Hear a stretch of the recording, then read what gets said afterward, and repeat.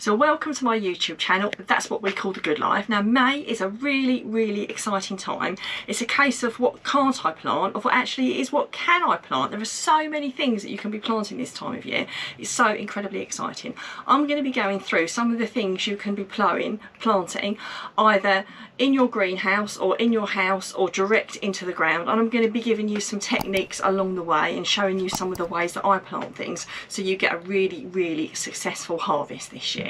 So let's talk about what we can be planting in our greenhouse at the moment, or in our house if you've not got a greenhouse. Now before we start, one thing I will say that I have got in my greenhouse is a thermometer, because the temperatures really fluctuate this time of year and it's really hard to guess how hot or cold it's going to be. I've got one of these thermometers in my greenhouse, and I've also got a display unit in the house so I can keep a check on daytimes and night temperatures. It's also handy because you know you don't want your greenhouse getting too hot during the day either, so it's also a good flag for when you need to open the door during the day when it's too hot, and also whether or not you should be putting your stuff out in your greenhouse or whipping it indoors if indeed it's getting too cold.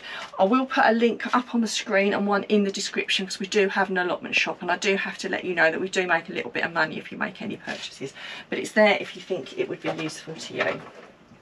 So one of the things I'm going to be planting myself, and I meant to do it last month but for some reason time just ran away with itself, I'm going to be planting some of my beans.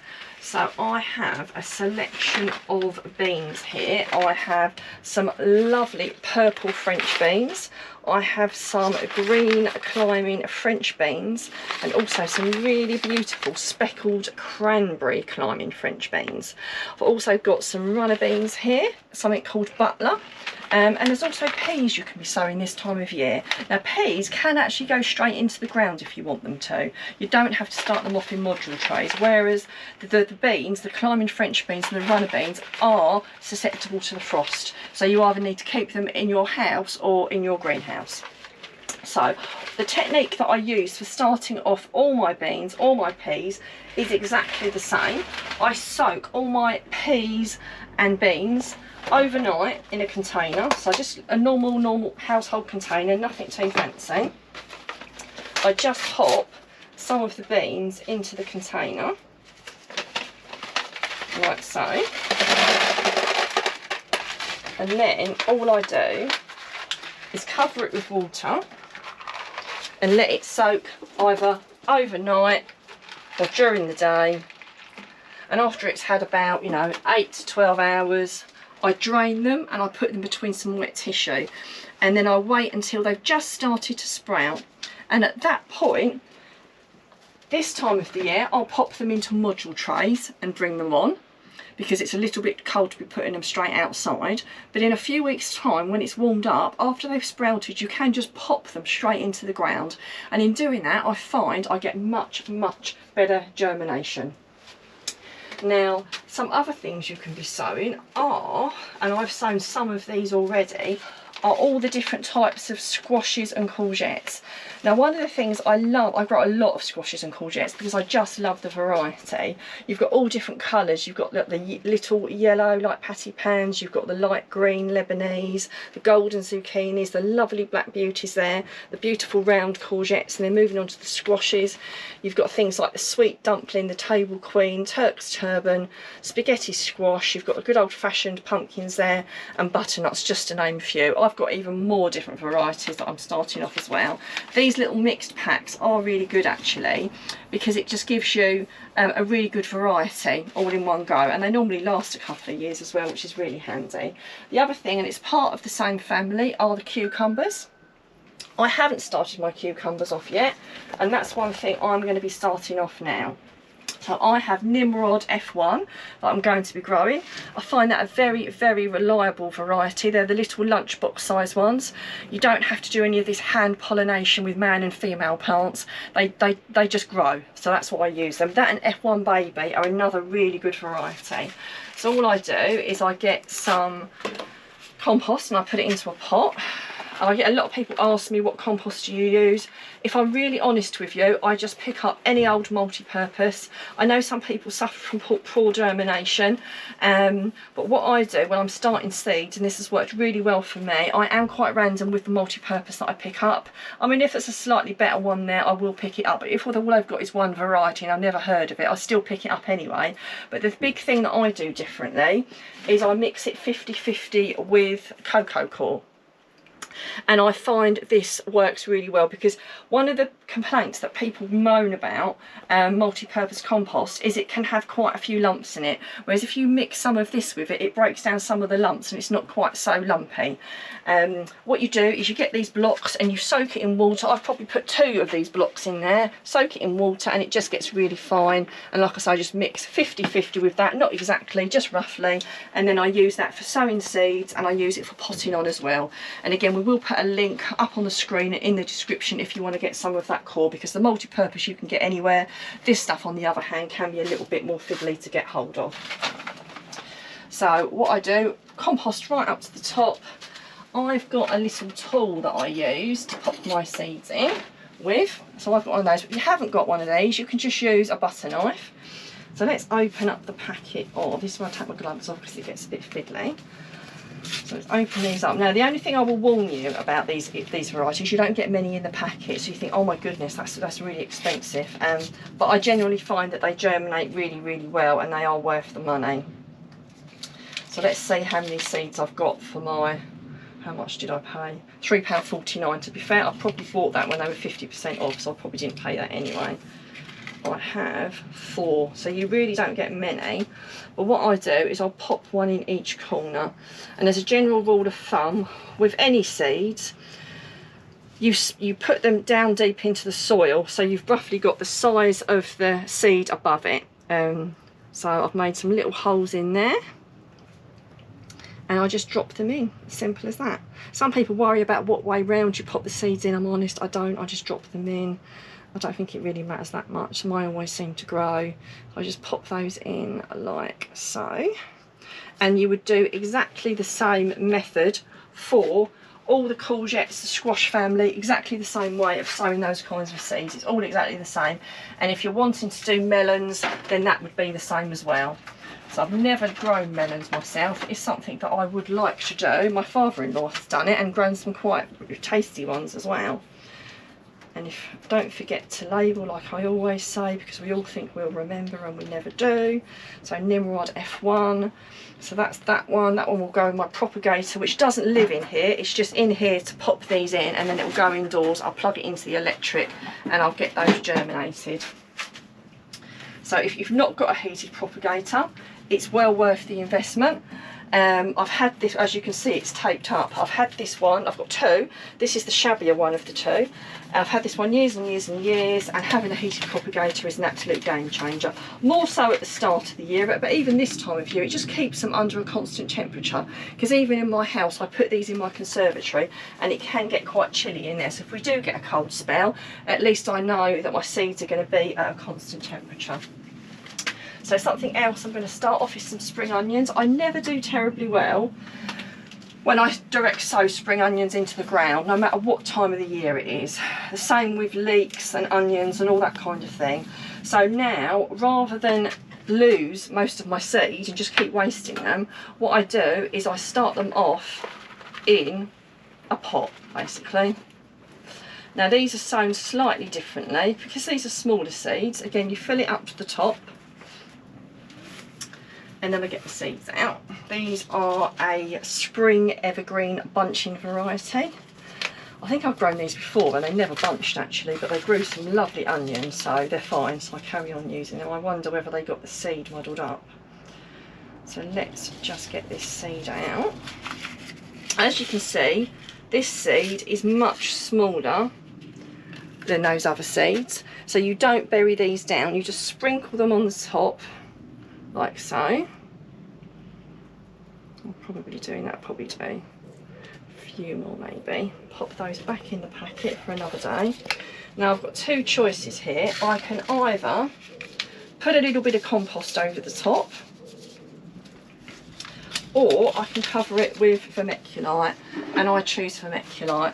I just find, again, I get much better germination. You buy a really big bag of this on Amazon, lasts forever, I tell you. It really does last a fair few years, and it's just so easy to top it with. It just lets a little bit more light through, and I find the seeds fare a lot better as a result.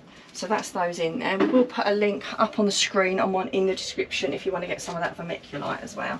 Like I say, I buy a great big bag of it and then I decant it into a tub and use it exactly now. So if I just pop on there, spring onion. There we go, that's another one planted. The other thing I'm going to be sowing is I will be doing some herbs. I will be planting some herbs. They will be exactly planted very similar to the spring onions. So what herbs have I got here? I mean, you can plant all sorts of herbs. I mean, there really is no limit. And I've actually popped a few direct out into the allotment, which we'll see when we pop up there in a minute. But the ones that are a little bit more delicate, which I'm going to start off in some pots, very similar to the spring onions, or I'll pop them in the little trays here. I've got some basil, I've got some dill, and I've also got some tarragon. Coriander, you can start off in the same way as you can oregano. I've got some thyme and I've got some parsley there. So exactly the same method as I've done with those spring onions. You can pop some of these into a pot with the Vermiculite on the top as well. So the herbs are in my propagator. The other things you can be starting off indoors or in your greenhouse are cauliflowers, all the brassica family, cabbages, broccoli. I've just started off some kale, and I managed to find this really beautiful candy floss kale here. Never grown it before, so I've just started some of that off there. Completely separate, not an edible, but I've just started off some sunflowers as well, which they're going to go in my propagator. One word to note, if you've never used a propagator before, as soon as they have popped through the soil, you remove them or take the lid off. The biggest mistake I see people make is they leave them in their propagator with the lid on and they get far too leggy, and that's where it all goes wrong. So yeah, as soon as they've popped through, they get removed from the propagator, or you take the lid off, one or the other. Because you can still leave it plugged in with the heat going to it if you think it's necessary. Something else you can be starting off is a fennel. You can be starting that off. You can either direct sow or you can pop that into module trays. And also sweet corn. We have a terrible badger problem up our allotment, so growing the bigger sweet corn is a real issue for us. Last year I grew the miniature mini pop, this one is called, at home, and it did really well. It never forms big cobs, so I'm going to give this a go up the allotment and see what happens. Now I start this off in a much similar way as I do the beans. I soak it overnight, I put it between some damp tissue. As soon as it's sprouted, either in the ground depending on the temperature or into module trays. Now let's head up the allotment to see what I'm planting up there. So we're now up my allotment, and I'm going to be showing you some of the things I've already direct sown and some things I intend to direct sow this month. Now, all these things that I'm going through, you can still sow into module trays, but I'm what I would probably call a lazy gardener. If I can get away with just chucking something straight in the soil and leaving it to it, then I'm going to do that. So for me, I find it a lot easier to do this, but if you want to put things in module trays and transplant them, that's absolutely fine. So let's get started with some of the things that I've planted already. So I've popped a row of coriander in here, which you can see has germinated absolutely beautiful, as have the weeds, which I'll be weeding this after I've done this video. One top tip when you're trying to grow coriander is, if you've got a pestle and mortar, gently crack the seeds in the pestle and mortar very gently and then sow them afterwards. A lovely lady told me that trick, and ever since I've done that, I've had much better germination. I've got parsley in this row, which it's really difficult to tell the difference between the weeds, so what I'm going to have to do is let it come along a little bit more before I start taking the weeds out of this little section. So I've no idea how well the parsley is doing. The lettuce, on the other hand, as you can tell, has, well, just germinated unbelievably well. Looks like I might have sown the seed a little bit too thick, but this is the kind of cut and come again lettuce, the curly leaf variety, so it doesn't matter if it's too close together. So that's germinated beautifully. So all different types of lettuce you could direct sow like this. Again, someone showed me this rather than doing it in lots of module trays, and it's just a lot easier. And with things like lettuces, it's a really good idea to successional sow every month or so. I've also got some mustard here. Now I knew when I put these mustard seeds in, I ran out part way through, which is why I've got an empty bit there. So I'm probably going to pop something else in there to fill the gap rather than putting more mustard seeds in there. But as you can see, they've germinated absolutely beautifully, as have the radishes. They've germinated really, really well as well. So these can be direct sown as well. And this is actually radish leaf. So you don't eat the root, it's just grown for the lovely frilly leaf that it produces. So there's other things you can direct sow, and I will be during the course of the month. My plan was to do them today, but I'm not ready. I haven't dug the ground over, I haven't got a fine tilth, so you know, even though I'm a YouTuber, I'm not as organised as I'd like to be. I've got some rocket here, which is what I'm probably going to put in that little gap there after I've weeded it. I've also got some beetroot to pop in, which I will definitely put in this month. I've got a couple of varieties here. A really good all-rounder Bolt Hardy, which will go in, which I usually grow every year. And I've also got something called Golden Eye, which I shall just pop a mixture in together. The other thing, one of my favourites, because even though my chard has overwintered absolutely beautifully, it has, as I would have expected, started to bolt now. So I'll be popping some more Bright Lights chard in. Bright Lights or rainbow chard, if you've never grown it before, it's a fantastic staple. And again, module trays or direct in the ground are very, very effective. I've also got the turnip as well, which can go straight into the ground, and also some carrots. I've got some carrot flyaway variety, which is meant to stop the carrot fly. And I've also got a beautiful heirloom variety, lots of different colours, which I grew last year really successfully, and I'm really looking forward to. One top tip I will suggest is whenever you grow little seeds like this, I always cover them. That's why the hoops are here. And I've got some netting here that up until I started filming this video was over it. So I use this netting for lots and lots of jobs around the allotment. This is just purely on here to protect them as seedlings, which I will clip back down with some pegs before I go. But I use it for brassicas, I use it for covering my gooseberries, all sorts of things. It's far cheaper than some of the other netting you can get, and we buy it in a big roll and we just cut it off as we use it. Now we'll put a link up on the screen and one in the description if you'd like to get some of that. But for now, if you're new to allotmenting, I have a video for people that have just got a new allotment. So there will be a link up on the screen and one in the description.